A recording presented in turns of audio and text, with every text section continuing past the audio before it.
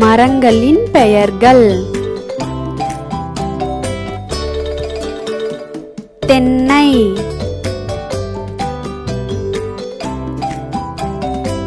எலுமிச்சை,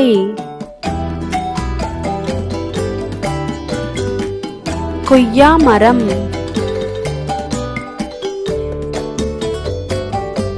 மாதுளை மரம், ஆலமரம்,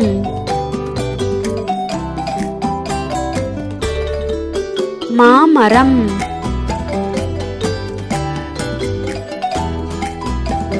வேம்பு,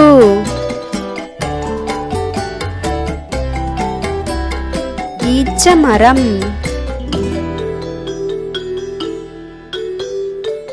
பலாமரம்,